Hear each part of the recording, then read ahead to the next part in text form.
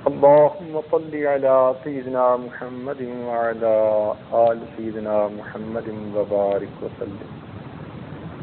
اللهم صل على سيدنا محمد وعلى آل سيدنا محمد وبارك وسلم. ان اللہ یحب التوابین، بے شک اللہ تعالیٰ توبہ کرنے والوں سے محبت فرماتے ہیں.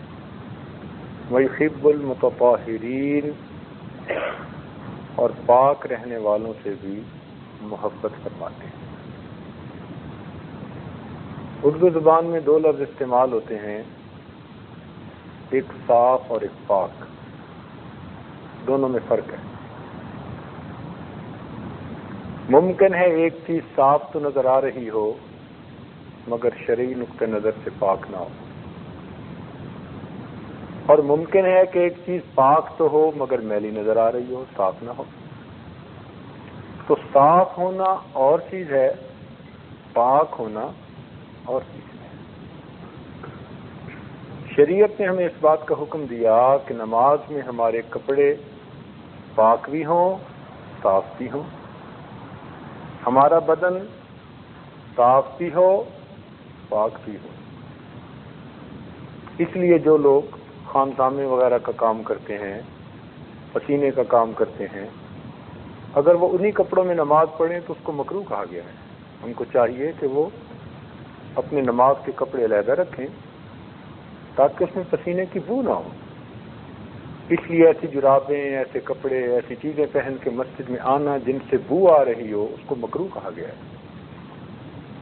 اور ویسے بھی حدیث پاک میں آتا ہے کہ جب تک کپڑا صاف ہوتا ہے اللہ تعالیٰ کا ذکر کرتا ہے، اور جب وہ میلا ہو جاتا ہے ذکر چھوڑ دیتا ہے. اس لیے فقہاء نے میلے کپڑے سے نماز پڑھنا مکروہ کہا. آج کل طہارت کا معاملہ انتہائی ڈھیلا ہے، اور اسی کی وجہ سے پھر عبادات کا اثر نہیں ہے. الحمدللہ. اس لیے عبادات کا معاملہ بہت ڈھیلا. جتنی یہ اہم بات ہے نا طہارت کا لحاظ خیال رکھنا، اتنا ہی اس کی طرف سے چشم پوشی کی جاتی ہے. بلکہ اکثر دوستوں نے تو کبھی طہارت سیکھی نہیں ہوتی. کیا مطلب؟ یعنی باقاعدہ کسی عالم کے پاس بیٹھ کر اس کے مسائل سیکھے ہوں، پوچھے ہوں، فلاں صورت میں مجھے کیا کرنا چاہیے، فلاں صورت میں کیا کرنا چاہیے. نہیں، دیکھا دیکھی گھر میں بچپن میں کچھ ماں نے بتا دیا اور باقی دیکھا دیکھی اپنا ایک انداز بنا لیا، اسی انداز پہ زندگی گزر جاتی.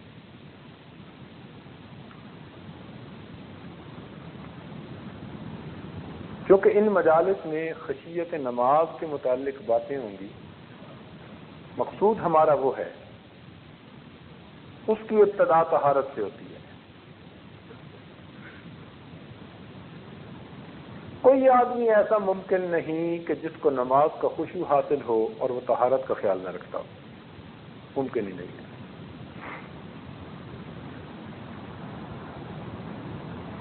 تو اس لیے آج کا عنوان طہارت رکھا گیا.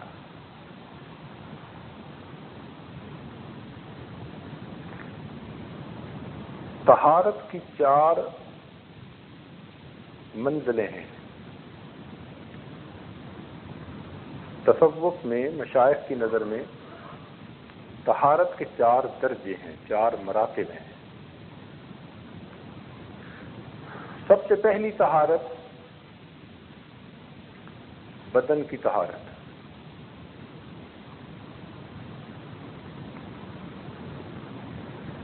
لباس کی طہارت،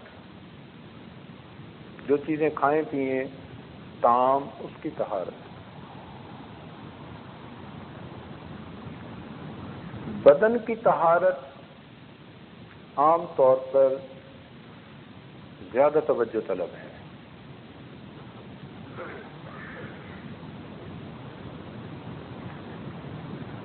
مثال کے طور پر آدمی کو غسل کے فرائض کا پتہ ہو کہ بلوغ کے بعد اس کو غسل کیسے کرنا ہے، اگر اس کو فرائض کا پتہ ہی نہیں تو جتنی بھی نمازیں پڑھتا پھرے گا اس کا دل پر کوئی اثر نہیں ہوگا، نہ اللہ کے ہاں قبول ہوں گے۔ تو باقاعدہ ان مسائل کو سیکھنا، نہانا اور چیز ہے، غسل کرنا اور چیز ہے۔ مردوں میں تو پھر بھی ممکن ہے کہ غسل کے فرائض کا پتہ ہو، عورتوں میں غفلت بہت زیادہ ہے۔ کچھ وہ اس کو شرم و حیا کی باتیں سمجھتے ہوئے مسئلے پوچھتی بھی نہیں ہے واضح۔ اور گھر کے مردوں میں اور مردوں میں فرق کوئی نہیں ہوتا۔ بات ذرا سخت سی کر دی ہے مگر کر ٹھیک دی ہے۔ آج کل کے مردوں میں اور مردوں میں کوئی فرق نہیں۔ وہ گھر کی عورتوں کو دین نہیں سکھاتے، ایک ہی مقصد کے لیے رکھا ہوتا ہے، اللہ اللہ اور خیر سے۔ خود بیت بھی ہو جاتے ہیں، خود مراقبے بھی کر لیتے ہیں، گھر والوں کو اس کام میں شریک کرنے کی کوشش نہیں کرتے۔ اپنی اولاد کو محبت کی وجہ سے پیار دیتے ہیں، تربیت نہیں دیتے۔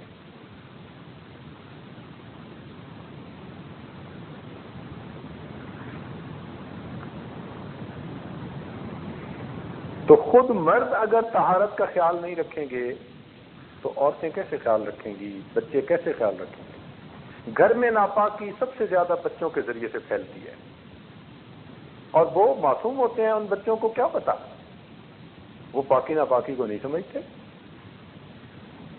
وہ اسی باتھ روم میں جائیں گے، اسی لوٹے کو استعمال کریں گے، ان کو کیا پتا کہاں چھینٹے پڑ رہے ہیں اور کہاں نہیں پڑ رہے۔ شریعت بھی ان کے لیے کسی درجے میں آسانی کرتی ہے جب تک بالغ پورے طور پر نہیں ہو جاتے۔ یہ تو ہمیں واچ کرنا ہے، دیکھنا ہے کہ بچوں کو طہارت ٹھیک آتی ہے یا نہیں آتی۔ اب آپ یقین سے کہہ سکتے ہیں کہ اس نے اپنے سب بچوں کو غسل استنجا کے مسائل سکھائے ہیں، یا کسی ایسے عالم کے پاس بٹھایا ہے کہ جس نے ان کو یہ مسائل سکھائے ہوں؟ نہیں۔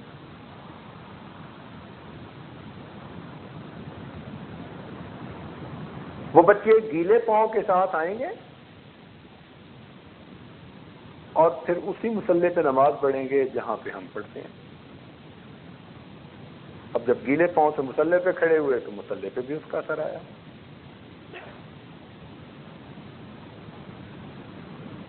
ناپاکی منتقل ہونے کے دو طریقے ہیں۔ ایک طریقہ تو یہ کہ ناپاکی مائع شکل میں ہو، گیلی ہو اور چیز خشک ہو، یا پھر ناپاکی خشک ہو مگر چیز گیلی ہو، تو دونوں صورتوں میں ناپاکی منتقل ہو جاتی ہے۔ مثال کے طور پر ایک چیز خشک تھی مگر ناپاک تھی، آپ نے گیلے پاؤں پر رکھ دیے، اب پاؤں ناپاک ہو گئے۔ اب ذرا غور کیجئے، عام طور پر گھروں کے اندر جو صفائی کرنے والے ہوتی ہیں، یا تو خادمائیں عورتیں رکھی ہوتی ہیں یا کچھ گھروں میں مرد رکھے ہوتے ہیں۔ یہاں کا کچھ بابا آدم ہی نرالا نظر آتا ہے کچھ معاملات میں۔ ان کام کرنے والے مردوں کو تو غیر محرم سمجھتے ہی نہیں۔ کبیرہ گناہ روز ہو رہا ہے اور نام اعمال میں لکھا جا رہا ہے۔ اب وہ جو کام کرنے والے ہیں ان میں سے تو کوئی مسلم بھی نہیں ہوتے، تو ان سے توقع کیا کرنی پاکی ناپاکی کی؟ وہ تو ہے ہی ناپاک۔ اب وہ مرد عورتیں غسل خانے دھوتے ہیں، اب جب غسل خانے دھوئیں گے تو ان کے ہاتھ ناپاک ہوں گے نا۔ جب ہاتھ ان کے ناپاک ہوں گے تو اسی ہاتھ سے وہ غسل خانے کا ہینڈل پکڑیں گے۔ اب ہینڈل بھی ناپاک ہو گیا، وہ تو آ گئے۔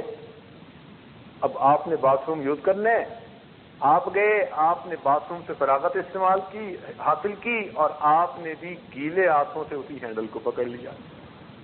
اب وہ اگرچہ خشک تھا مگر ناپاک تھا، تو جب آپ نے گیلے ہاتھ اس کو لگا دیے تو ناپاکی آپ کے ہاتھ پر لگ گئی۔ اب کہتے ہیں جی نماز میں کیفیت نہیں بنتی۔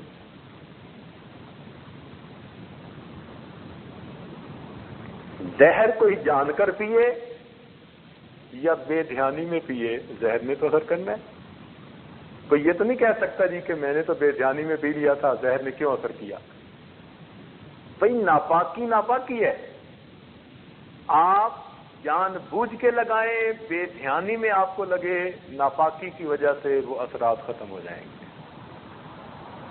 اس لیے طہارت کا مسئلہ انتہائی اہم مسئلہ ہے. باقاعدہ سیکھنی پڑتی ہے، واچ کرنا پڑتا ہے اس کو، بچوں کو سکھانا پڑتا ہے. اس لیے ہمارے حضرات اپنے مصلے کم از کم گھر میں علیحدہ رکھتے تھے. بچوں کے مصلے مخصوص کر دیے جاتے تھے. بچوں کو پتہ ہے کہ جی یہ بچوں کے مصلے ہیں، بچوں نے جب بھی نماز پڑھنی ہے اس پہ پڑھیں. کون سی اتنی بڑی بات ہے؟ آپ جتنے بچے ہیں سب کے مصلے بے شک علیحدہ کر دیں، یا ان کو پتہ ہو کہ ہمارے یہ مصلے ہیں، ہم نے ان پہ نماز پڑھنی ہے. لیکن اپنے مصلے علیحدہ رکھیں، چونکہ کپڑے کے مصلے ناپاک ہو جائیں تو پھر چلتے رہتے ہیں. تو پاکی ناپاکی کا انتہائی خیال. کئی دوستوں کو ہم نے دیکھا بڑے آرام کے ساتھ غسل خانے میں جا کر وضو کرتے ہیں اور ننگے پاؤں کے ساتھ وضو کر کے پھر گھر کے فرش پہ چلتے ہوئے آ کے مصلے پہ کھڑے ہو جاتے ہیں. اب گھر کا فرش کہاں پاک ہے بھائی؟ گھر کے فرش پہ تو روز وہ موپ کرتی ہے خادمہ، سویپ کرتی ہے، اور جس چیز سے اس کو سویپ کرتی ہے وہ چیز غسل خانوں میں بھی استعمال ہوتی ہے، فرش پہ بھی استعمال ہوتی ہے. تو کوئی گارنٹی نہیں کر سکتا. آپ کو ایک نئی سی چیز بتا دوں. ہم لوگ ایئرپورٹ پہ آ رہے تھے، قریب کا ایک ملک ہے، نام نہیں لیتا پھر مسئلہ نہ کھڑا ہو جائے. تو ایئرپورٹ پر مسجد بنی ہوئی ہے، نئی بنی ہے، خوبصورت. نمازیں ہم بھی پڑھتے تھے، قدرتاً ہم اس دن پہنچ گئے، اللہ نے ہمیں محفوظ رکھنا تھا. تو ایئرپورٹ کی جو کام کرنے والی عورت تھی وہ پاک قالین کے اوپر وہ جو گیلا ہوتا ہے نا، اس کو کیا کہتے ہیں اپنی زبان میں؟ موب. وہ گیلا موب جناب اس نے اس پانی کے اندر اس کو جو ہے نا بھگویا اچھی طرح، پھر وہ گیلا پورے قالین کے اوپر. ہم جب پہنچے تو وہ دروازے کے قریب پہنچ چکی تھی. میرا ماتھا ٹھنکا. میں نے کہا دوست سے کہ پوچھو اس سے کیا یہ روز ایسا کرتی ہے؟ کہنے لگی ہاں. میں تو بلا ناوے ایسا کرتی. میں نے پوچھا کہ اس کو کہو کہ یہ علیحدہ موب ہے یا اسی موب کو ہر جگہ؟ کہنے لگی میں باتھ روم بھی اسی سے صاف کرتی ہوں. اب اس سے اندازہ لگا لیجئے کہ طہارت کی جگہ کا پاک ہونا، نہ نماز کی جگہ کا پاک ہونا، اس کے بارے میں ہمیں کتنا کیئرفل ہونے کی ضرورت ہے. پھر ہم نے اس دوست کو مشورہ دیا کہ ایئرپورٹ کے قریب ایک مسجد ہے، اس مسجد کے ذمہ دار لوگوں کو بھیجیں اور یہاں کی انتظامیہ سے کہیں کہ مسجد کی صفائی ہم ذمہ لیتے ہیں، ہمارا بندہ آ کے کرے گا، آپ کو متفکر ہونے کی ضرورت نہیں ہے. میں نے کہا ایک بندہ اپوائنٹ کرو، اجر ملے گا، لوگوں کی نمازیں ٹھیک ہوں گی. تو پھر ان کو یہ تجویز پسند آئی تو انہوں نے کہا انشاءاللہ اس کی صفائی کی ذمہ داری ہم لیں گے. تو اس لیے گھروں میں بھی اسی طرح کام کرنے والیوں، ان کو تو مسائل کسی نے نہیں پڑھائے سکھائے ہوتے، ان سے توقع بھی نہیں کرنی چاہیے کہ ان کو پتہ ہوگا ان چیزوں کا. تو ناپاکی پھر گھر کی ہر چیز میں ٹرانسفر ہوتی چلی جاتی ہے.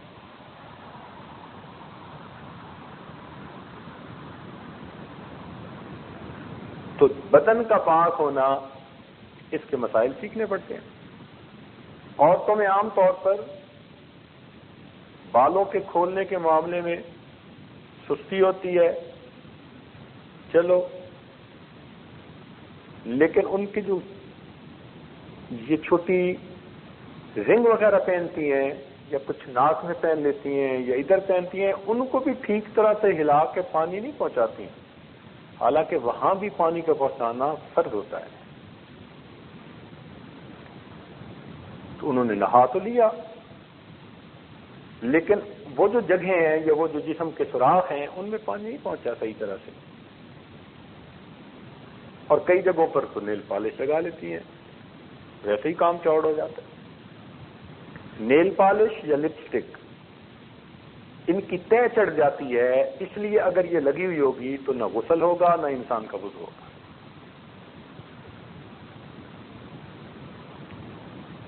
اور عورتوں کی جہالت کا یہ حال ہے اس وقت کہ میں ایک ملک میں تھا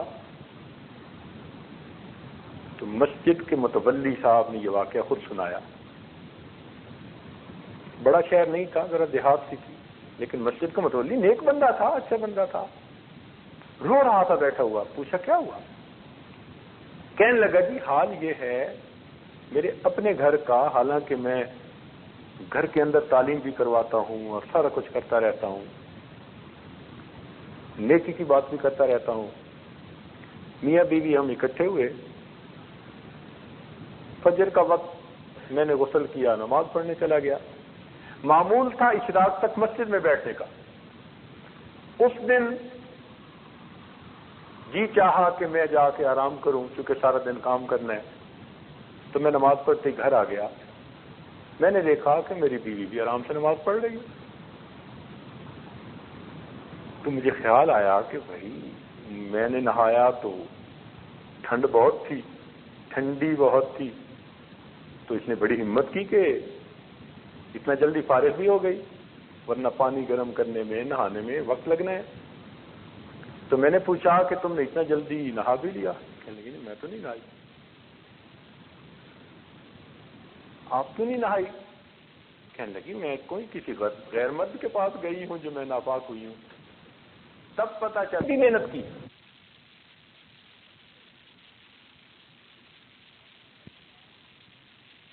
تب پتہ چلا جب سے شادی ہوئی اس وقت سے لے کے اب تک وہ عورت یہ سمجھتی تھی کہ غیر مرد کے ساتھ اکٹھے ہوں ناپاک ہوتے ہیں، اپنے خامد کے ساتھ کوئی فرق نہیں پڑتا۔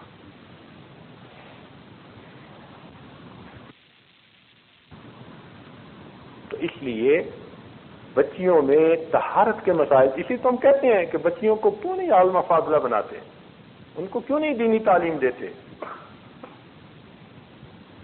میرے دوستو، کسی آدمی کے دو بچے ہوں نا،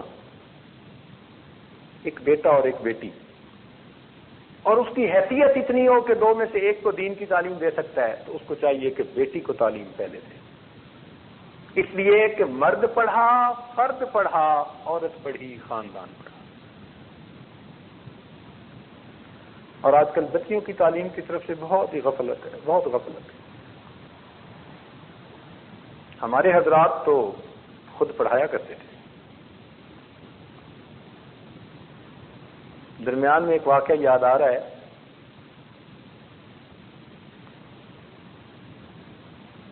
آپ کو جلدی تو نہیں نا؟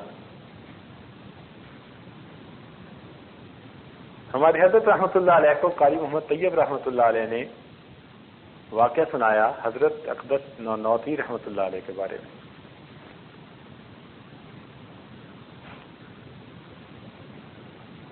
فرماتے ہیں کہ دادی اماں نے یہ واقعہ سنایا، یعنی قاری طیب صاحب نے خود یہ دادی اماں سے سنا۔ حضرت نانوتوی رحمۃ اللہ علیہ کی شادی ایک نواب صاحب کی بیٹی سے ہوئی تھی۔ وہ نانوتوی رحمۃ اللہ کے عاشق صادق تھے، بہت عقیدت محبت تھی، اور انہوں نے بڑی چاہت سے بیٹی کا رشتہ ان کے ساتھ کیا۔ اور جب رشتہ کیا تو اس زمانے میں 1,00,000 روپے کے زیور بنوا کر بیٹی کو دیے، اس زمانے میں جب استاد کی تنخواہ 3 روپے 2 روپے۔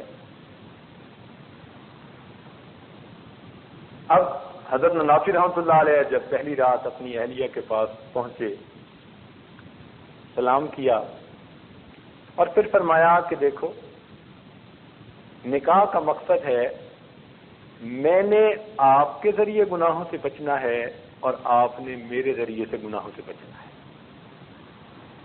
میں نے آپ کے ذریعے گناہوں سے بچنا ہے اور آپ نے میرے ذریعے سے گناہوں سے بچنا ہے۔ ہن لباس لکم وانتم لباس لہن۔ یہ بات کر کے پھر فرمایا کہ زندگی اچھی تب گزرتی ہے جب میاں بیوی دونوں ایک سطح پر ہوں۔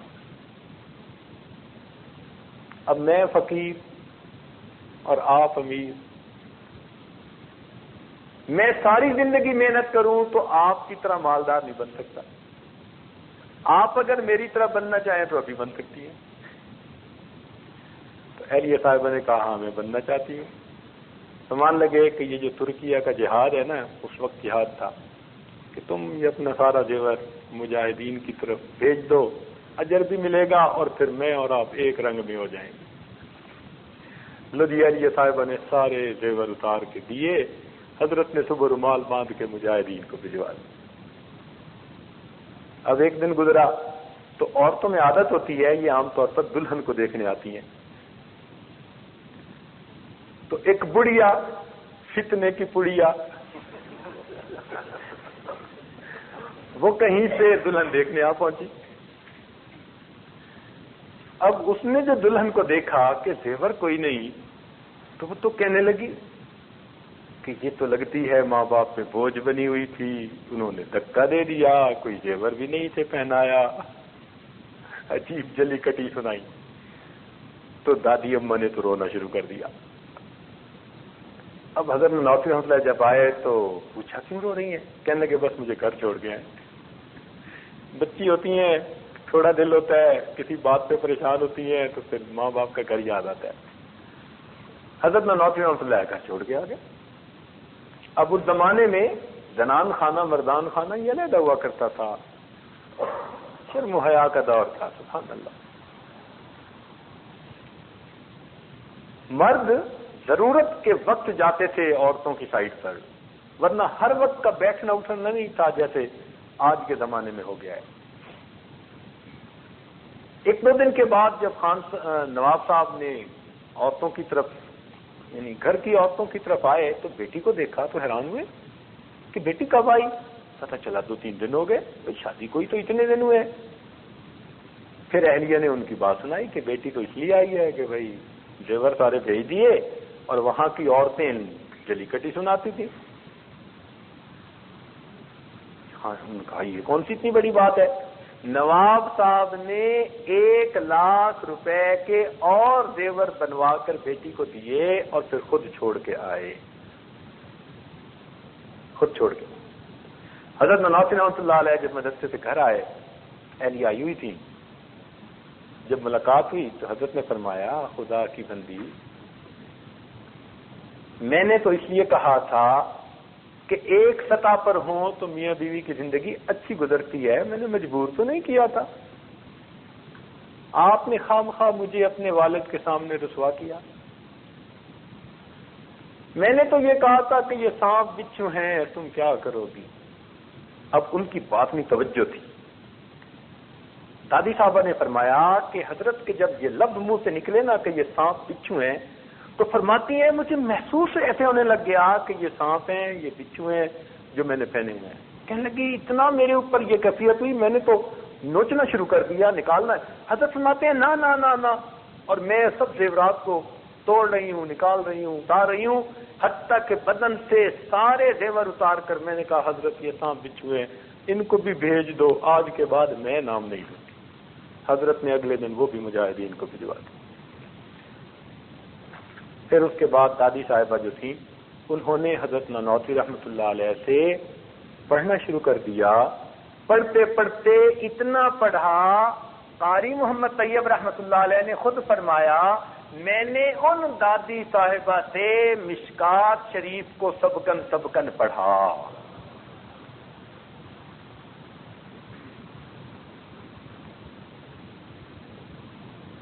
تو ہمارے اسلاف گھر کی عورتوں کو اس طرح بنایا سنوارا کرتے تھے کہ جس کو الف با کا بھی پتہ نہیں تھا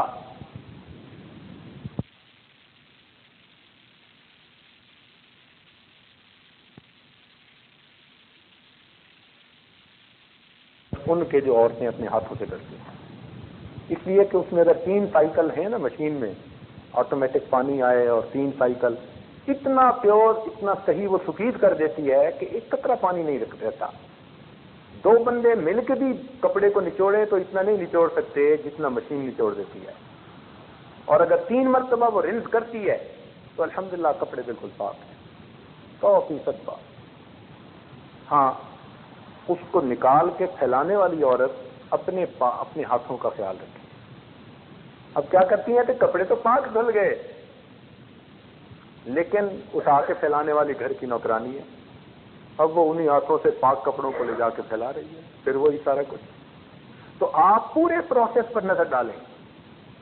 درمیان میں مشین نے تو کپڑے دھو دیے، 3 مرتبہ پاک کر دیے، رنس کر دیے، بالکل صحیح، لیکن ہم کن ہاتھوں سے اس کو لے جا کے لٹکا رہے ہیں، کس جگہ پر لٹکا رہے ہیں؟ ان کا خیال رکھنا، عورت کو بتانا پڑتا ہے، ان کو سمجھانا. اپنے کھانے پینے کی چیزوں کا خیال رکھنا. کچن کے اندر بھی پاکی ناپاکی کا بڑا مسئلہ بنتا ہے. اور اگر کام کرنے والی یہ دوسری عورتیں ہوں تو ان بیچاریوں کو کیا پتا، وہ چیز نیچے گرے گی، اسی ہاتھ سے اٹھا کے اس کو اوپر رکھ دیں گے. اور اچھے اچھے دوستوں میں برتنوں کے تلوے کے بارے میں تو احساس ہی نہیں ہوتا کہ یہ بھی ناپاک ہوتے ہیں. برتنوں کے تلوے کو ہمیشہ مشکوکی سمجھیں. آپ کو نہیں پتا وہ کس جگہ پر رکھے گئے. اور دوست کیا کرتے ہیں کہ گھر سے کھانا لے کے آئے اور ٹرے کو اوپر رکھ دیا دسترخوان پر. یہ سب سے بڑی غلطی ہوتی ہے.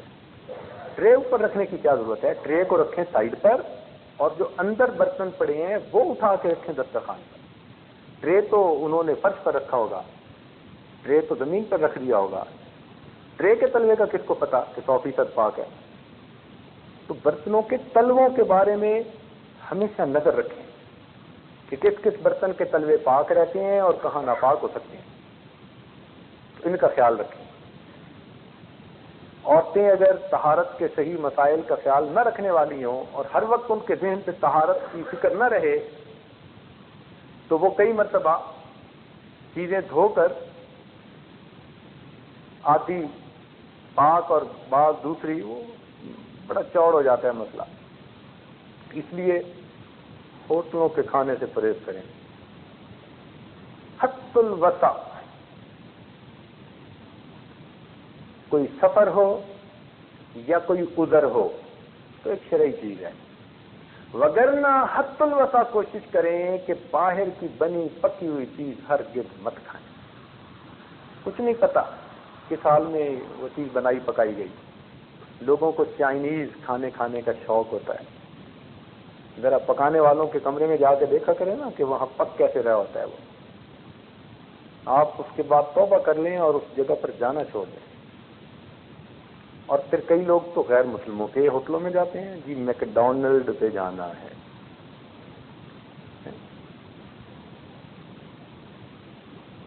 KFC پہ جا کے مرغی کھانی ہے. یہ غیر مسلموں کے جتنے بھی ہوتے ہیں نا، بالکل اس کا یقین مت کیجیے گا. اللہ اکبر. ہمارے واشنگٹن میں ایک طالب علم تھا ناظرے کا. ہمارے دوست ہیں ڈاکٹر صاحب، MBBS ڈاکٹر ہیں، ان کا بیٹا بہت انٹیلیجنٹ لڑکا، اسکول میں کلاس میں فرسٹ آنے والا، پریزیڈینشل ایوارڈ کے لیے اس کا نام بھیجا گیا.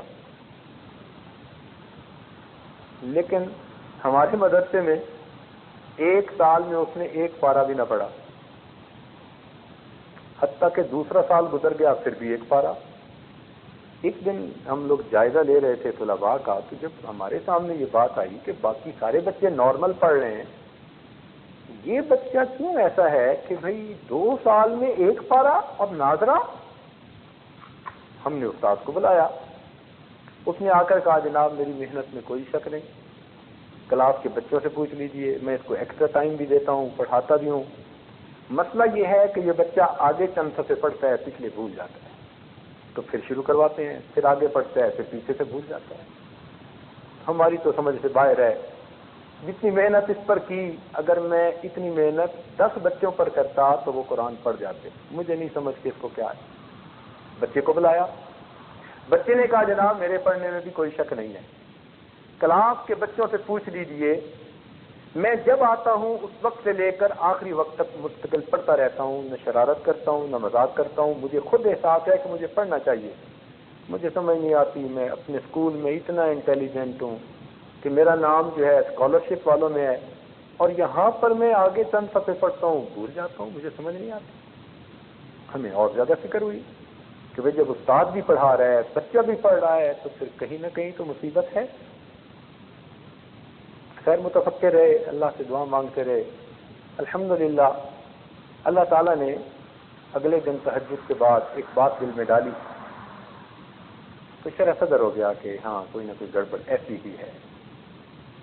اگلے دن ہم نے بچے کو بلایا اور بلا کر پیار سے پوچھا کہ بچہ بتاؤ کہ تم کیا کیا کھاتے ہو، کہاں کہاں کھاتے ہو؟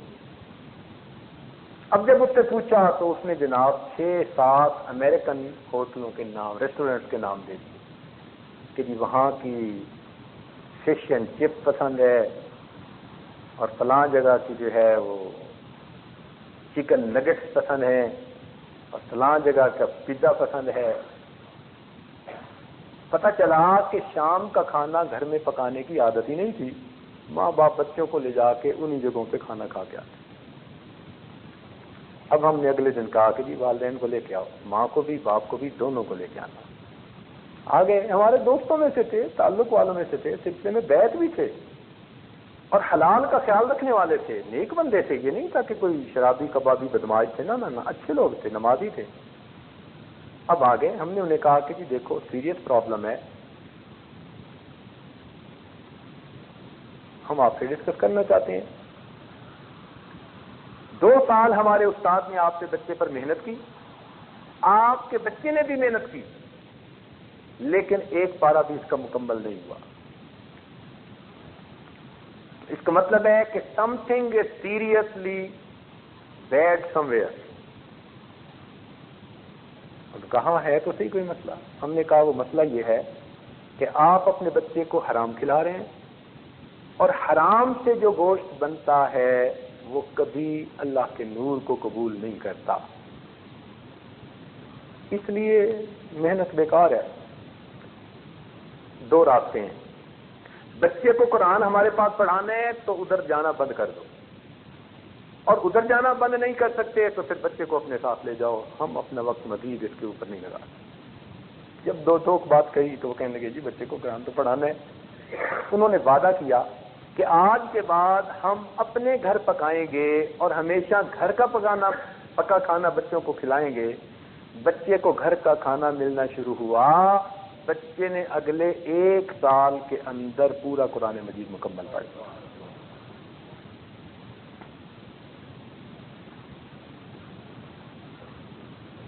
لوگ کہتے ہیں جی اولاد ہماری بات نہیں مانتی، نافرمان بن گئی ہے۔ جی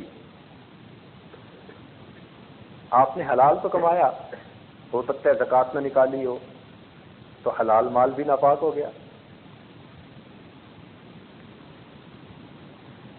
ہو سکتا ہے آپ نے زکوٰۃ نکالی ہو، سود شامل کیا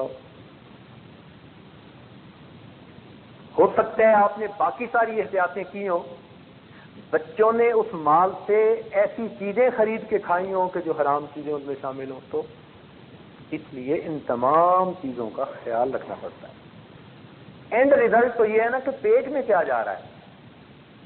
اگر پیٹ میں پہنچنے سے پہلے کہیں نہ کہیں اس میں کوئی خلاف شرع چیز آ گئی تو اثرات تو وہ حرام کے ہی مرتب ہوں گے۔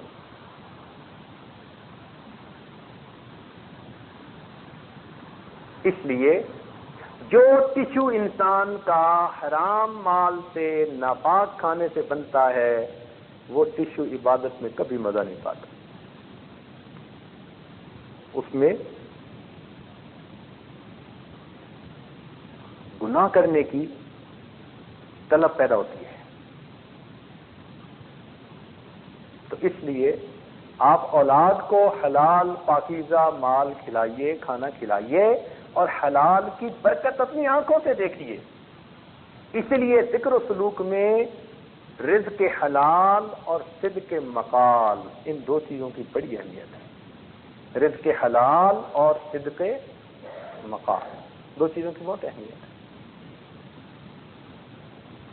اس کی اتنی اہمیت ہے، ایک واقعہ جو ہماری کتابوں میں لکھا ہے، حضرت مجدد ثانی رحمۃ اللہ علیہ کے ایک بیٹے تھے جن کا نام تھا محمد معصوم۔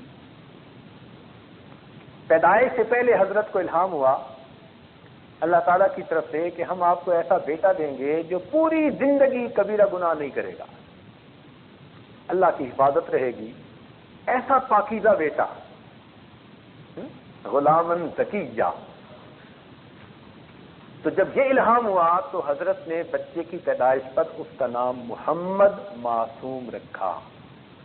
یہ بچہ ایسا تھا، رمضان المبارک کے دنوں میں بھی اپنی والدہ کا دودھ نہیں پیا کرتا تھا، 55 شیر خارگی کے زمانے میں، حتیٰ کہ اس سال عید کا چاند دیکھنے میں اختلاف ہوا تو حضرت مجدد ثانی رحمۃ اللہ نے عید کی نماز پڑھ لی۔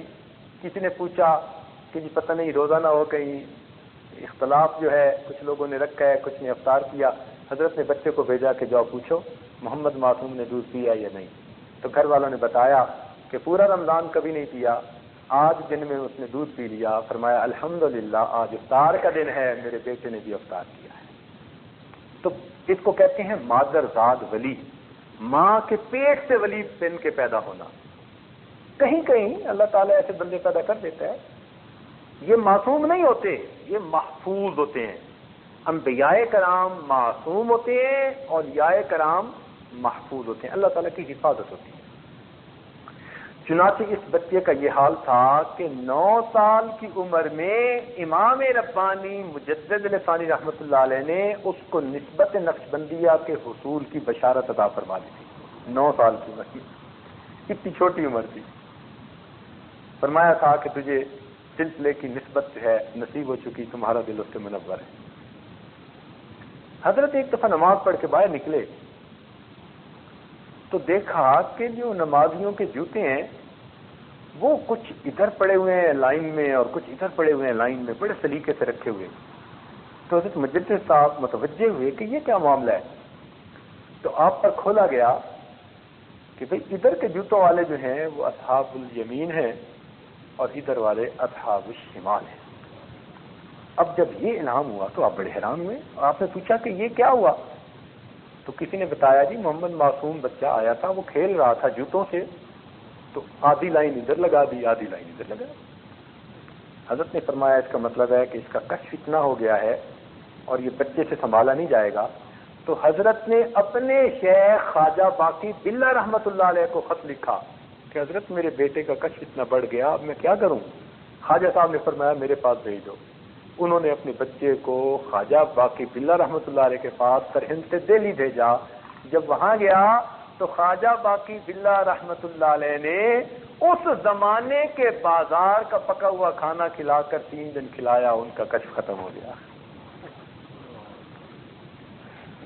اب اس زمانے کے بازار کا کھانا کیا ہوگا بھائی؟ تو اگر اس زمانے کے بازار کا کھانا کھا کر کشف ختم ہو جاتا ہے تو پھر آج کے بازار تو آپ جانتے ہیں، وہ ایمان کا خطرہ ہو جاتا ہے۔ اس لیے ایک عادت بنا لیجئے کہ کھانا گھر کا کھانا ہے پکا ہوا، باہر کا نہیں کھانا، یا سفر میں یا کوئی اور عذر میں جو شرعی ہو تو پھر شریعت اس کے لیے اجازت دے دیتی ہے۔ تو بدن پاک، کپڑے پاک، اور انسان جو کھانا کھاتا ہے یہ کھانا پاک ہو۔ چنانچہ حضرت خواجہ غلام علی دہلی رحمۃ اللہ علیہ جو مرزا مظہر جان جانا رحمۃ اللہ علیہ کے خلیفہ خاص تھے، وہ فرماتے ہیں کہ ایک مرتبہ میں کہیں دعوت پر چلا گیا اور وہاں پر مشتبہ کھانا کھا لیا۔ فرماتے ہیں میری کیفیات بند ہو گئیں، میں نے شیخ کو بتایا، شیخ نے کہا کہ روزانہ آنا، میں تمہیں خاص مراقبہ کرواؤں گا، توجہ ڈالوں گا۔ فرماتے ہیں کہ میں 1 مہینہ متواتر جا کر شیخ سے توجہ لیتا رہا، تب میری وہ کیفیت ختم ہوئی۔ 1 مرتبہ کا کھانا تھا۔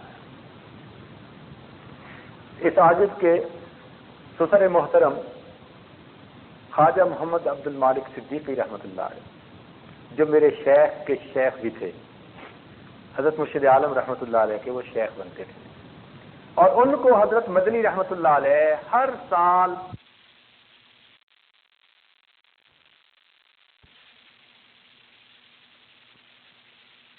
خواجہ عبد المالک صدیقی رحمۃ اللہ علیہ نے 1 ہفتہ ٹھہرنے کا پروگرام کیا اور تیاری کی کہ میں جاؤں. حضرت مدنی رحمۃ اللہ علیہ اس وقت درس حدیث دے رہے تھے. حضرت نے درس موقوف کیا اور طلباء اور حضرت کمرے سے درس حدیث سے نکلے، دارالحدیث سے، اور اس کمرے میں آئے جہاں ٹھہرے ہوئے تھے، ضیوف الرحمان کا جو کمرہ ہوتا ہے مدرسے میں. اب طلباء تو باہر بیٹھ گئے دروازے سے اور حضرت مدنی اندر تشریف لائے. خواجہ صاحب سمجھے کہ بھئی ملاقات کے لیے آئے ہوں گے. تو جب ملاقات ہوئی تو حضرت مدنی رحمۃ اللہ نے فرمایا کہ خواجہ صاحب آپ ہر سال 2 ہفتے یہاں قیام فرماتے ہیں، طلباء کو فائدہ ہوتا ہے. اس مرتبہ آپ نے 1 ہفتہ جو ہے قیام کے بعد جانے کا ارادہ کر لیا. میں نے درس حدیث موقوف کیا، بچے وہاں بیٹھے ہیں اور میں یہاں بیٹھا ہوں. جب تک آپ 1 ہفتہ اور رہنے کا ارادہ نہیں فرمائیں گے، نہ میں دارالحدیث میں جاؤں گا نہ بچے وہاں جائیں گے. تو جب اتنا حضرت نے اصرار کیا تو خواجہ صاحب نے مزید 1 ہفتہ قیام فرمایا اور پھر ان کو اجازت دی. حضرت مفتی کفایت اللہ رحمۃ اللہ علیہ درس دے رہے تھے، قلب کا لفظ آ گیا تو طلباء کو فرمایا بھئی اس لفظ کا اگر لفظی معنی سمجھنے ہے تو میں بتا دیتا ہوں، اور حقیقت معلوم کرنی ہے تو خواجہ عبد المالک صدیقی سے جا کر پوچھیں. اللہ نے ان کو وہ مقام دیا. چنانچہ ان کے حالات زندگی میں انہوں نے خود یہ لکھوایا کہ حضرت اکبر ثانی رحمۃ اللہ علیہ سے ایک دفعہ ملاقات ہوئی. حضرت اکبر ثانی رحمۃ اللہ علیہ کی عادت شریفہ تھی کہ کوئی بھی آ جاتا اپنے نظم کو آگے پیچھے نہیں کرتے تھے. لیکن اللہ تعالیٰ کی شان کہ جب خواجہ صاحب پہنچے اور حضرت ثانی رحمۃ اللہ علیہ نے دیکھا تو دیکھ کر بڑے خوش ہوئے. تعارف میں پوچھا کہ آپ کون ہیں، کہاں سے ہیں؟ فرمایا کہ میں ایک نقشبندی فقیر ہوں، اللہ اللہ کرتا بھی ہوں، کرواتا بھی ہوں، اسی میں زندگی گزر رہی ہے. تو ثانی رحمۃ اللہ اتنے خوش ہوئے کہ ان کو بلایا اور اپنے نظام الاوقات کو منسوخ کرنے کا اس دن اعلان کیا اور پورا دن بمائے مریدین کے حلقے اور ذکر کی شکل میں گزارا. اور پھر جب شام کو رخصت کرنے لگے تو مسجد کے باہر جب ان کو رخصت کیا تو وہاں پر فرمایا خواجہ صاحب قیامت کے دن میرا بھی خیال رکھنا. یہ حضرت اقدس ثانی رحمۃ اللہ علیہ کے الفاظ کہ خواجہ صاحب قیامت کے دن میرا بھی خیال رکھنا. ان کی بات ہے کہ وہ کھانے پینے میں بہت احتیاط کرتے تھے، بہت زیادہ. سفر میں بھی ہوتے تھے تو بہت احتیاط.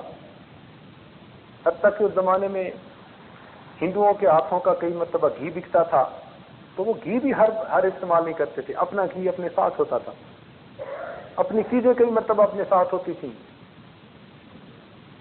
ہر بندے کے گھر کا کھانا بھی نہیں کھاتے تھے. فرماتے تھے بھئی میں معذور ہوں تو میرے عذر کی وجہ سے مجھے معاف فرما دیجیے، میں ہر جگہ دعوت نہیں کھا سکتا، تو ہر چیز کھانے سے مجھے نقصان ہوتا ہے. مقصود تو یہ تھا کہ روحانی نقصان ہوتا ہے. ان کا واقعہ میں سنا رہا ہوں جو میرے پیر و مرشد کے صاحبزادے انہوں نے خود سنایا اس عاجز کو. فرمانے لگے کہ خواجہ صاحب ایک مرتبہ ہمارے گھر آئے اور اس عاجز کے پیر و مرشد کہیں باہر تبلیغ پر گئے ہوئے تھے تو وہ پیچھے سے سفر کرتے ہوئے پہنچ گئے. صاحبزادہ صاحب کہتے ہیں کہ کھانے کا وقت آیا تو میں نے کھانا حضرت کے سامنے جا کر رکھا. حضرت نے ایک نظر کھانے کو دیکھا اور خاموش بیٹھے. میں نے کہا حضرت کھا لیجیے. حضرت خاموش ہیں. میں نے پھر کہا حضرت کھانا کھا لیجیے. کہنے لگے اب انہوں نے مجھے ایسے دیکھا جیسے شیر دیکھتا ہے. تو مجھے تو پسینہ آ گیا کہ خواجہ صاحب نے غصے اور جلال کے ساتھ دیکھا. تو میں نے کہا جی حضرت. فرمان لگے یہ تمہارے گھر میں سور کہاں سے آ گیا؟ یہ الفاظ کہے کہ تمہارے گھر میں سور کہاں سے آ گیا؟ کہنے لگے مجھے تو نہیں پتا. پھر خیال آیا میں نے کہا جی میں امی سے پوچھ کے آتا ہوں. کہنے لگے میں بھاگا وہ اندر گیا اور میں نے کہا اماں وہ حضرت تو کھانا نہیں کھا رہے اور فرما رہے ہیں تمہارے گھر میں سور کہاں سے آ گیا؟ تو سنتے ہی والدہ صاحبوں کو بھی پسینہ آ گیا. کہنے لگی ہاں غلطی مجھ سے ہوئی. یہ میرے ہمسائے کی عورت بڑی مدت سے متمنی تھی کہ جب بھی تمہارے پیر صاحب آئیں گے تو ان کا کھانا میں پکاؤں گی، اور مجھے خیال نہیں رہا، میں نے قبول کر لیا. تو یہ کھانا ہمارے گھر کا نہیں پکا ہوا، یہ تو ہمسائے کے گھر کا پک کے آیا. کہنے لگے والدہ صاحب نے اس وقت کچن میں کھانا بنایا اور بنا کر دیا اور خواجہ صاحب نے اس کو نوش فرمایا. تو یہ ایسے بصیرت والے لوگ تھے کہ کھانے کو دیکھ کر ان کو پتہ چلتا تھا اس میں نور ہے، اس میں ظلمت پڑی ہوئی. ایسے کتنے لوگوں نے خواجہ صاحب کو آزمایا، بڑے اچھے ادھر ادھر کے کھانے بنوا دیے، اور ایک سادی سی روٹی اور کوئی دال سبزی ایسی وہ بنا کے کہیں ایک طرف رکھ دی، اور خواجہ صاحب نے صرف وہی 2 چیزیں کھائیں اور باقی چیزوں کی طرف التفات کی۔ ہمارے قریب کے زمانے کے بزرگ حضرت مولانا احمد علی لاہوری رحمۃ اللہ علیہ، الحمدللہ اللہ نے ان کو بھی عجیب شان دی تھی، عجیب صاحب کشف تھے، حتیٰ کہ فرما دیا کرتے تھے کہ مجھے اگر کھلانا ہے تو فلاں جگہ جو پھل پڑے ہیں وہ ان کی بیع ٹھیک ہوئی ہے، تم وہ لے کے آؤ، میں وہ کھا لوں گا۔ اور فرمایا کرتے تھے کہ میرے پاس جو بندہ 40 دن رہے اور میرا بتایا ہوا کھانا کھائے، 40 دن کے بعد اس کو ولایت کا نور نہ حاصل ہو تو مجھ پر ہنسی کرے۔ کہتے تھے 40 دن رہو میرے پاس، کھاؤ وہ جو میں بتاؤں گا کہ بھئی یہ کھاؤ یہ کھاؤ یہ کھاؤ۔ فرماتے تھے 40 دن وہ حلال کھانا تمہارے دلوں کے اندر ولایت کا نور پیدا کر دے گا۔ تو ہمارے حضرات نے کھانے پینے میں بہت خیال رکھا ہے، بہت خیال رکھا ہے اس بات کا۔ حضرت مرزا مظہر جان رحمۃ اللہ علیہ کا واقعہ تو کتابوں میں لکھا ہے۔ ایک آدمی انگور لے کے آیا تو اس نے پیش کیے، حضرت نے جو اٹھائے تو رکھ لیے۔ اس نے کہا حضرت کھا لیجیے، فرمایا مجھے مردوں کی بو آ رہی ہے۔ مردوں کی بو آ رہی ہے؟ وہ سمجھدار تھا، وہ گیا اس بندے کے پاس جس سے خریدے تھے، اس نے کہا جی فلاں بندہ بیچنے آتا ہے، میں نے اس سے خریدے۔ جب اس کے پاس گیا تو پتہ چلا کہ اس نے قبرستان میں پھولوں انگوروں کی بیلیں لگائی ہوئی، قبرستان میں انگوروں کی بیلیں اگائی ہوئی تھی، ان پر انگور لگے تو خواجہ صاحب نے اٹھائے اور کہنے لگے مجھے مردوں کی بو آتی۔ یہ ایک فراست ہوتی ہے، اللہ تعالیٰ عطا فرما دیتے ہیں۔ تو اس لیے ہمیں احساس نہیں ہوتا، لیکن کھانے پینے میں حلال پاکیزہ کھانے کا ہونا یہ انتہائی ضروری ہے۔ اب جب تک آپ اس کا خیال نہیں رکھیں گے نماز کی حضوری نصیب نہیں ہوگی، وساوت سے جان نہیں چھوٹے گی۔ آپ کہیں جی میں تو بڑی کوشش کرتا ہوں مجھ سے جان چھوٹے، بھائی اگر مقام احسان والی نماز پڑھنی ہے، اگر اولیاء والی نماز پڑھنی ہے، اگر اکابرین والی نماز پڑھنی ہے تو اس کی پریپریشن کرنی پڑے گی، اور یہ اس کی پریپریشن ہے، گراؤنڈ پریپیئر ہوتا ہے اس سے۔ تو اس لیے بدن کا پاک ہونا، کپڑوں کا پاک ہونا، کھانے کا پاک بھی ہونا، حلال بھی ہونا، یہ طہارت کی پہلی قسم اور پہلا درجہ ہے۔ یہ طہارت کا پہلا درجہ ہے۔ یہ بات آپ کو اچھی طرح کلیئر ہو گئی ساری۔ طہارت کا پہلا درجہ کتنی چیزیں عرض کی سازش ہیں، کوئی بتا سکتے ہیں؟ بدن کا پاک ہونا، لباس کا پاک ہونا، اور جو کھانا کھایا جا رہا ہے وہ حلال بھی ہو پاک ہو۔ اور اس کی تفصیلات اس لیے کر دی کہ تاکہ آپ کے سامنے رہیں۔ طہارت کا دوسرا درجہ اپنے جسم کے اعضاء کو گناہوں سے پاک کرنا۔ طہارت کا دوسرا درجہ کیا ہے؟ جسم کے اعضاء کو گناہوں سے پاک کرنا۔ دیکھیں پہلی جو قسم تھی وہ ظاہری نجاست کے بارے میں تھی، اور اب جو بتا رہے ہیں یہ باطنی نجاست کے بارے میں۔ یہ باطنی نجاست بھی تو ہوتی ہے، تبھی تو فرمایا انما المشرکون نجس، کہ مشرک نجس ہوتے ہیں۔ اب وہ نہا دھو کے بھی غسل خانے سے نکلے پھر بھی نجس، اس لیے کہ نجاست حکمی ہے، سمجھے؟ ایک نجاست ظاہری ہوتی ہے، ایک نجاست حکمی ہوتی ہے۔ تو جب انسان گناہوں کا مرتکب ہوتا ہے تو جس عضو سے گناہ کیا وہ عضو گویا ناپاک ہو گیا، اس پر نجاست لگ گئی۔ اللہ والوں کو اس سے پتہ چلتا ہے۔ اس لیے سیدنا عثمان رضی اللہ عنہ کے پاس ایک آدمی آیا اور راستے میں اس کی نگاہ غیر محرم پر پڑ گئی تھی، تو آپ نے فرمایا ما بالک، لوگوں کو کیا ہو گیا؟ کہ بے محابہ ہمارے پاس چلے آتے ہیں اور ان کی نگاہوں سے زنا ٹپکتا ہے. اللہ تعالیٰ یوں مہربانی کرنا. تو اعضاء کو گناہوں سے یعنی گناہوں سے بچانا. جب بھی گناہ کیا گیا کسی عضو سے بس یوں سمجھیے کہ وہ جسم کا عضو ناپاک ہو گیا اور اس کے اثرات ہوتے ہیں. بو ہوتی ہے. یہ تو حدیث پاک میں بھی آتا ہے کہ جب بندہ جھوٹ بولتا ہے تو اس کے منہ سے اتنی بو نکلتی ہے کہ فرشتے اس سے تھوڑی دیر کے لیے دور ہو جاتے ہیں. اور یہ بھی حدیث پاک میں آتا ہے کہ جب موت کے فرشتے آتے ہیں بندے کی روح نکالنے کے لیے تو وہ اس کے جسم کے اعضاء کو سونگھتے ہیں. اگر اعضاء سے اس نے گناہ کیے ہوں گے تو ان اعضاء سے ان کو بو محسوس ہوتی ہے اور جب بو آتی ہے وہ سمجھ لیتے ہیں کہ یہ نافرمان تھا پھر اس کی پٹائی شروع کر دیتے ہیں. اور جو انسان پاکیزہ زندگی گزارنے کا عادی ہو اس کے جسم سے ایک خوشبو محسوس ہوتی ہے. اس لیے نبی علیہ السلام کے جسم اطہر سے خوشبو آتی تھی. حضرت انس رضی اللہ عنہ نے روایت کی ما شممت مسکم ولا عنبرۃ اطیب من ریح رسول اللہ صلی اللہ علیہ وسلم کہ میں نے کوئی مشک اور عنبر نہیں سونگا مگر نبی علیہ السلام کے جسم اطہر کی خوشبو اس سے بھی زیادہ خوشبودار ہوا کرتی. مدینہ کی عورتیں نبی علیہ السلام کے پسینہ مبارک کو عطر میں ڈالتی تھیں, عطر کی خوشبو اچھی ہو جاتی تھی. ام سلیم رضی اللہ تعالیٰ عنہ بچوں کو بھیج کر ایک شیشی میں پسینہ جمع کرواتی تھیں اور پھر وہ پسینہ دلہن کی رخصتی کے وقت اس کو لگاتے تھے. اس کے جسم کپڑوں سے کئی دن تک خوشبو آتی رہتی تھی.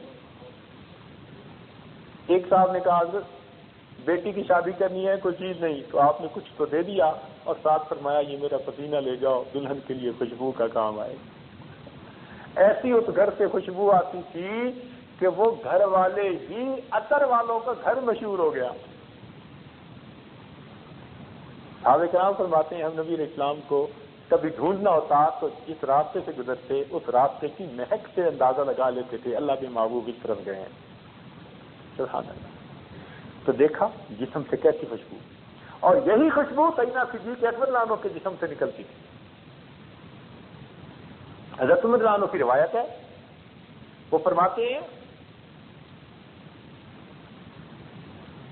کہ سیدنا صدیق اکبر کے جسم سے ایسی خوشبو آتی تھی اطیب من ریح المسک جو کہ مشک کی خوشبو سے بھی زیادہ جو ہے وہ خوشبودار ہوا کرتی. اس لیے اللہ والے چونکہ نیکی کی زندگی گزارتے ہیں ان کے جسموں سے خوشبو محسوس ہوتی ہے. فرشتوں کو بھی خوشبو آتی ہے. اس لیے جو ذکر کرنے والے لوگ ہیں نا قلبی ذکر وہ فرشتوں کو پتہ نہیں چلتا. ان کو تو اتنا چلتا ہے کہ خوشبو آئی. وہ لکھتے ہیں نام اعمال میں خوشبو آئی خوشبو آئی. اللہ تعالیٰ قیامت کے دن پوچھیں گے بھائی یہ کیا لکھا؟ اللہ خوشبو آتی تھی پتہ تو نہیں چلتا تھا ہے کیا. اللہ فرمائیں گے کہ میرا بندہ اپنے دل میں مجھے یاد کرتا تھا ذکر کر رہا ہوتا تھا اب اس ذکر کا بدلہ میں نے دینا ہے. اللہ اپنی رحمت کے ساتھ ذکر قلبی کا اجر عطا فرمائیں. تو گناہوں کی وجہ سے اعضاء ناپاک ہو جاتے ہیں اور نیکی کی وجہ سے پھر ان کی نجاست ختم ہو جاتی ہے دھل جاتی ہے. اس کو نجاست حکمی کہتے ہیں. ظاہر میں تو بندہ کافر ہوگا گورا چکتا ہوگا بدن اس کا مگر پھر بھی نجس ہے کیونکہ مشرک کو اللہ تعالیٰ نے نجس فرما دیا. تو پہلا درجہ ظاہری بدن کپڑے کھانا ان چیزوں کی نجاست سے پرہیز کرنا بچنا.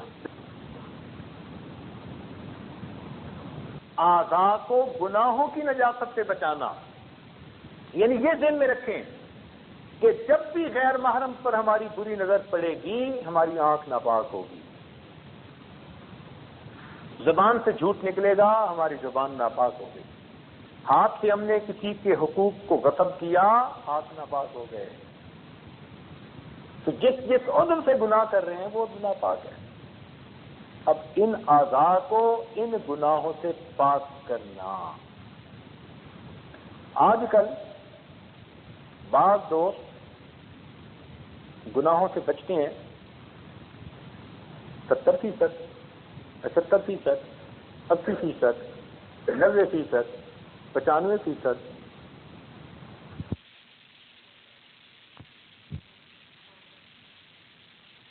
تو کر کے زندگی سے 95% گناہ ختم کر دیے.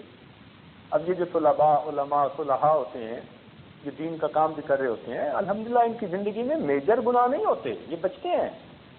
لیکن کہیں نہ کہیں ہر بندے کی زندگی میں کوئی نہ کوئی ایک ایسی چیز ہوتی ہے جس نے ان کو اٹکایا ہوا ہوتا ہے. جیسے مچھلی کا کانٹا نہیں ہوتا، وہ گناہ نے اس کو روکا ہوا ہوتا ہے، آگے نہیں بڑھنے دیتا. ادخلوا فی السلم کافہ، یہ کیفیت نصیب نہیں ہوتی، اس لیے ولایت سے محروم رہتے ہیں. ایک بات ذہن میں رکھیے، ہر گناہ بندے اور اللہ تعالی کے درمیان ایک سٹیپ کی مانند ہے، ایک فاصلے کی مانند ہے، ایک قدم کی مانند ہے. جتنے گناہ ہم کرتے ہیں ہم اللہ سے اتنے قدم دور کھڑے ہیں. ایک ایک گناہ چھوڑتے جائیں گے، ایک ایک قدم گویا اللہ کے قریب ہوتے جائیں گے.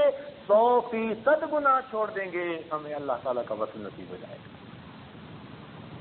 یہ کبھی نہیں ہو سکتا کبیرہ کا مرتکب ہو اور اسے اللہ تعالیٰ کی ولایت نصیب ہو جائے. اس لیے اولیاء کرام سے کبائر کا ارتکاب نہیں ہوتا. ہاں کبھی کوئی ایسی صورت بن جائے تو جب تک وہ توبہ کر کے اس کو معاف نہیں کروا لیتے وہ چین نہیں دیا کرتے. اس لیے ان کی زندگی سے کبائر ختم ہو جاتے ہیں. اول تو ہوتے نہیں، اور اگر تقاضۂ بشریت کبھی ہو جائیں تو جب تک پھر وہ توبہ ایسی کرتے ہیں کہ ان کی توبہ کے ثواب کو اگر شہر پہ تقسیم کر دو، اللہ کی قسم شہر والوں کے گناہ معاف کر دیے. تو طہارت کا پہلا درجہ ظاہری نجاست سے اپنے آپ کو بچانا، اور طہارت کا دوسرا درجہ باطنی نجاست سے یعنی گناہوں سے اپنے اعضاء کو بچانا.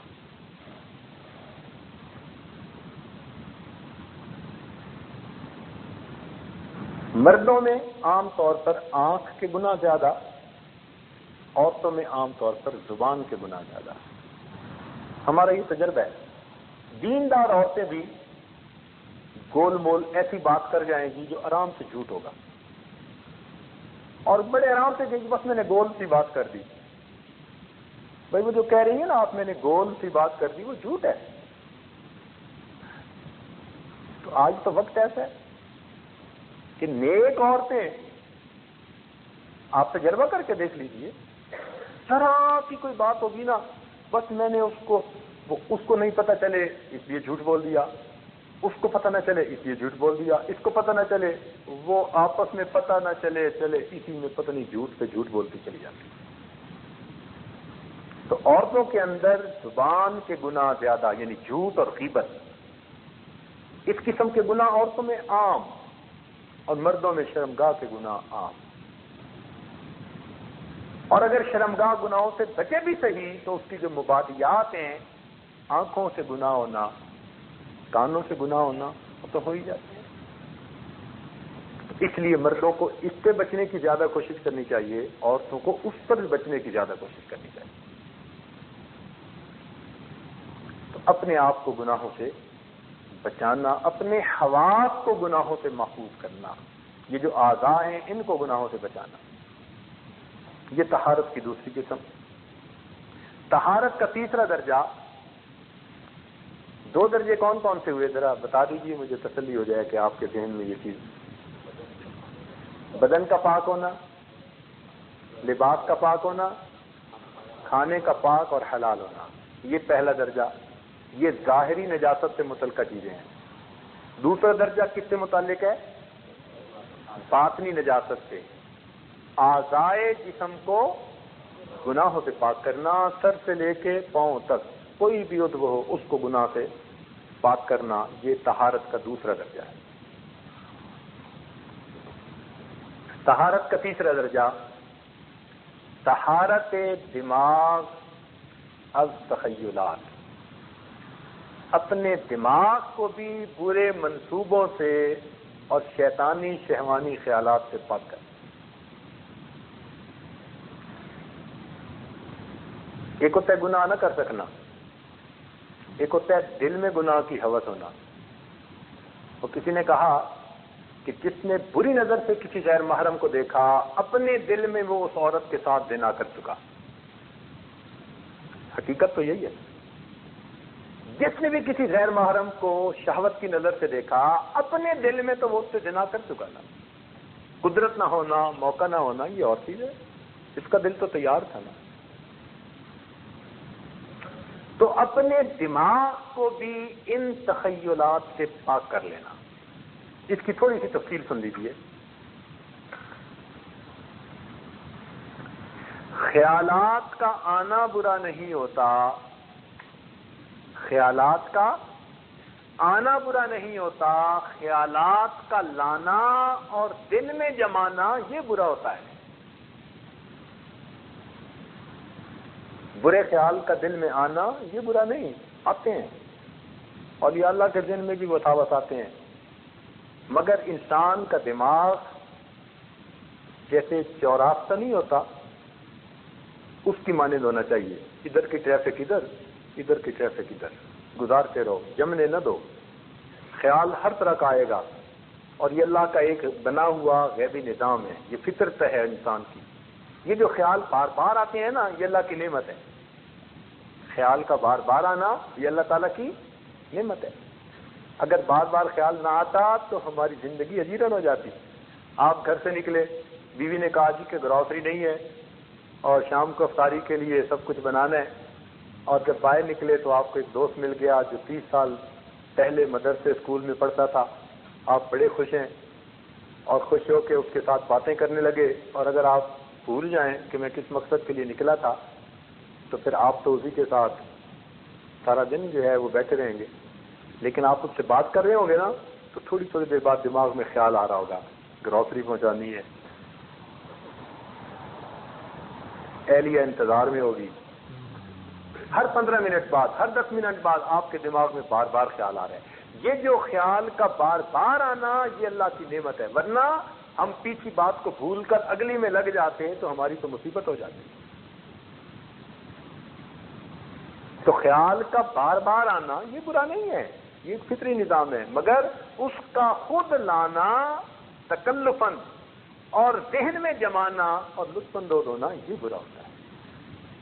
اس سے بچنے کی ضرورت ہے. بس خیال آئے اس کو جھٹک دیجیے، اپنا خیال نیکی کی طرف، اللہ کی طرف رجوع کیجیے. بس جب آپ خیال کو جھٹکتے جائیں گے تو انشاءاللہ آپ پر اس کے اثرات برے نہیں ہوں گے، بلکہ آپ کو اس کی وجہ سے اجر ملے گا کہ برے خیالات کو آپ نے پش کر دیا، ذہن سے نکال دیا. تو اس کو کہتے ہیں طہارت دماغ از تخیلات. سوچ بھی پاک رہے. جیسے کئی مرتبہ بہت سوچ میں گند ہوتا ہے، بہت گند ہوتا ہے. اللہ اکبر، میں کیا بتاؤں. ایک صاحب نے مجھے خط لکھا کہ ایک مرتبہ میں نماز بھی پڑھ رہا تھا اور نماز پڑھنے کے دوران کبیرہ گناہ کرنے کا پروگرام بھی بنا رہا تھا. نماز بھی پڑھ رہا ہوں، کہنے لگا میری حالت یہ، اسے خط میں لکھا، کہنے لگا حالت یہ کہ میں نماز بھی پڑھ رہا ہوں اور نماز کے دوران میں کبیرہ ایک گناہ کرنے کا پکا پروگرام بھی بنا رہا ہوں. تو حالت تو یہ ہوتی ہے. اب اگر ذہن کے ہر وقت کے خیالات ایسے رہیں گے تو نماز میں کیسے خیال ٹھیک ہو جائیں گے؟ پھر نماز میں بھی وہی چیز گھومتی رہے گی. اس لیے طہارت کا تیسرا درجہ کیا ہے؟ طہارت دماغ از تخیلات، یعنی برے تخیلات، شہوانی خیالات، شیطانی خیالات، ان سے اپنے دماغ کو پاک کرنا، یہ طہارت کا تیسرا درجہ ہے. یہاں تک بات کلیئر ہو گئی، اچھی طرح سمجھ آ گئی. چوتھا درجہ ہے طہارت دل از مذمومات. طہارت دل از مذمومات و محمودات. یہ ذرا سمجھنا تھوڑا سا ڈیفیکلٹ ہے. طہارت دل از مذمومات اور محمودات. کیا مطلب؟ مذمومات کا مطلب تو یہ کہ برے منصوبے دل میں نہ باندھے، برے ارادے نہ ہو، یعنی دل میں بھی گناہ کا ارادہ نہ ہو. جی ہاں، حضرت اقدس نانوتوی رحمۃ اللہ علیہ نے جب دارالعلوم دیوبند کا سنگ بنیاد رکھنا تھا تو حضرت نے اس وقت اعلان فرمایا، کافی لوگ تھے، اعلان فرمایا کہ آج دارالعلوم کا سنگ بنیاد میں ایک ایسی ہستی سے رکھوا رہا ہوں جنہوں نے زندگی میں کبیرہ گناہ تو کیا کرنا، کبھی کبیرہ گناہ کرنے کا دل میں ارادہ ہی نہیں کیا. ارادہ ہی نہیں کیا کہ میں یہ گناہ کروں گا، یہ بھی نہیں ارادہ کیا. تو ایک بزرگ تھے، منع شاہ کے نام سے مشہور تھے. ظاہر میں تو قد چھوٹا تھا، اللہ کے ہاں بہت بڑا تھا. گھاس کاٹتے تھے اور گھاس کاٹ کے بیچتے تھے اور زندگی گزرتی تھی. تھوڑے سے پیسے بچتے تھے، اس میں سے بھی وہ کچھ تھوڑا تھوڑا روز پس انداز کر لیتے تھے، بچا لیتے تھے. اور پورے سال میں تب جا کر اتنے پیسے بچتے کہ ان پیسوں سے وہ دارالعلوم کے اساتذہ کی ایک مرتبہ دعوت کیا کرتے تھے. تو دارالعلوم کے اساتذہ خود لکھتے ہیں، فرماتے ہیں ہم سارا سال ان کی دعوت کے منتظر رہتے، اس لیے کہ جس دن ان کے گھر کی دعوت کھاتے 40 دن تک نماز کی حضوری ہماری بہتر ہو جاتی تھی. 40 دن تک نماز کی حضوری میں اضافہ محسوس ہوتا تھا. سبحان اللہ. تو ان کا نام لیا، فنا سے ذکر سے انہوں نے سنگ بنیاد رکھا. یہ ایسے مخلص لوگوں کا لگایا ہوا پودا ہے جس کو اللہ کی طرف سے پھر قبولیت ملی ہے. ورنہ عمارتیں تو ہر جگہ بن جاتی ہیں، فیض ہر جگہ سے چالو نہیں ہوتا. فیض اس لیے نکلتا ہے کہ وہاں ایسے لوگ ہوتے ہیں جن کے جسموں سے گناہوں کا کھوٹ نکل چکا ہوتا ہے. اس لیے ذنون مصری رحمۃ اللہ علیہ فرماتے تھے کہ متقی انسان وہ ہے جس کے دل کی تمناؤں کو مجسم کر کے تشتری میں رکھا جائے اور اس تشتری کو سرے بازار پھرائیں تو ایک بھی بات ایسی نہ ہو جس پر اس کو ندامت ہو. فرماتے تھے یہ کیفیت ہے تو یہ متقی انسان، یعنی دل میں بھی کوئی مذموم ارادہ نہ ہو. اس کو کہتے ہیں طہارت دل از مذمومات. اور دوسری بات کہی از محمودات. کیا مطلب؟ کہ اگر کوئی نیکی کے کام کرتا ہے نا تو اس پر بھی خود پسندی دل میں نہ ہو. محمودات کہتے ہیں اچھی باتوں کو، تو اچھی باتوں کا بھی دل کے اندر مان نہ ہو، میں نیک ہوں، اچھا ہوں، یہ بھی دل میں نہ ہو. یہ خود پسندی بھی بندے کے گرنے کا سبب ہے. یہ خود پسندی تو گرا جاتی ہے. سمجھے؟ اب یہاں پر ایک تفصیلی نقطہ عرض کرتا ہوں.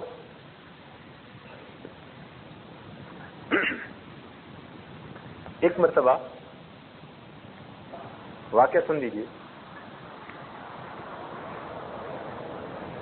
ایک مرتبہ خواجہ باقی باللہ رحمۃ اللہ علیہ نے کسی محفل میں بات کرتے ہوئے یہ کہہ دیا کہ مجھے اللہ نے اب ایک ایسا مقام دے دیا ہے توکل کا کہ میرے اوپر اب کوئی بھی حال آ جائے، مصیبت آ جائے، اب مجھے اللہ کے توکل سے نہیں ہٹاتی، کوئی پریشانی نہیں ہوتی. یعنی کوئی ایسی بات کر دی جس بات میں تھوڑا سا محسوس ہوتا تھا کہ بھئی اپنی تعریف ہے. لو جی کیا ہوا، اللہ تعالیٰ کی حکمت اور اس کا حکم اور اذن، خواجہ صاحب کا پیشاب بند ہو گیا.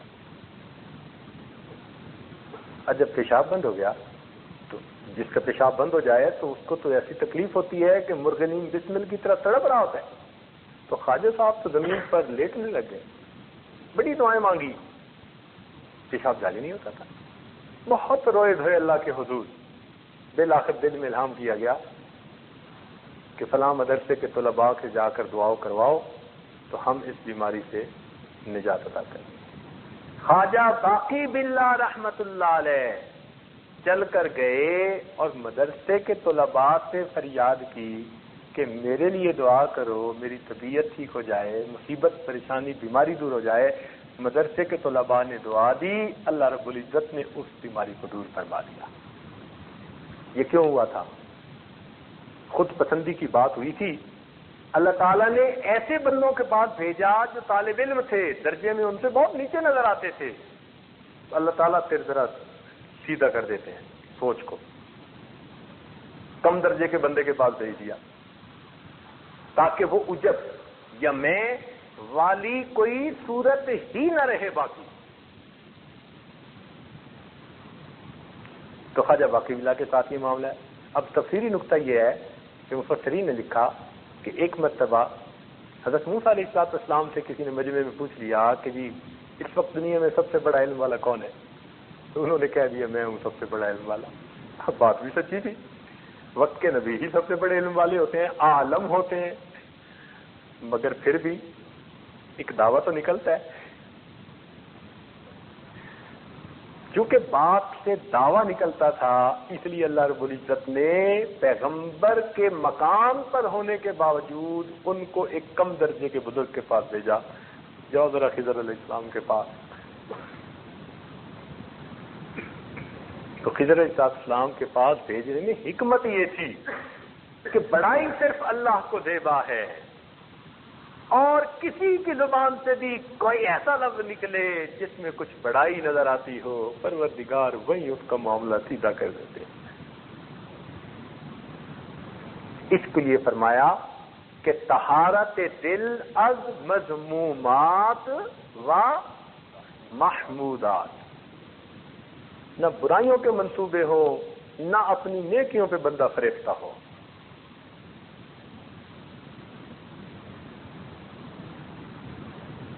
تو یہ 4 مراتب ہیں طہارت کے. نماز کو بنانے کے لیے طہارت کے یہ 4 مراتب حاصل کر لیں گے، اللہ تعالیٰ مقام احسان والی نماز عطا فرما دیں گے. اللہ تعالیٰ ہمیں یہ سب مقامات طہارت کے حاصل کرنے کی توفیق عطا فرما دے. وآخر دعوانا الحمدللہ رب العالمین. تھوڑی دیر کے لیے مراقب کر لیجیے پھر دعا کروں. صلی علی سیدنا محمد وعلی آل سیدنا محمد وبارک. ربنا ظلمنا انفسنا وان لم تغفر لنا وترحمنا لنكونن من الخاسرين. رب اغفر وارحم وتجاوز عما تعلم انك انت الغفور. اللهم انا نسألك الهدى والتقى والعفاف والغنى. اللهم انا نسألك العفو والعافية والرزق. اللهم استعملنا بسنة نبيك سيدنا محمد صلى الله عليه وسلم. توفنا على ملته وأجرنا منه. اللهم أعنا على ذكرك وشكرك وحسن عبادتك وتلاوة كتابك. اللهم اكفنا بحلالك عن حرامك وأغننا بفضلك عمن سواك. صلى الله تعالى على حبيبه سيدنا محمد وآله وأصحابه أجمعين برحمتك. نمازیں وہ اپنی قضا نمازیں ادا کریں، 1 دن کی، 2 دن کی، 3 دن کی، جتنے بھی ہو سکیں اس وقت کے دوران 12 بجے تک.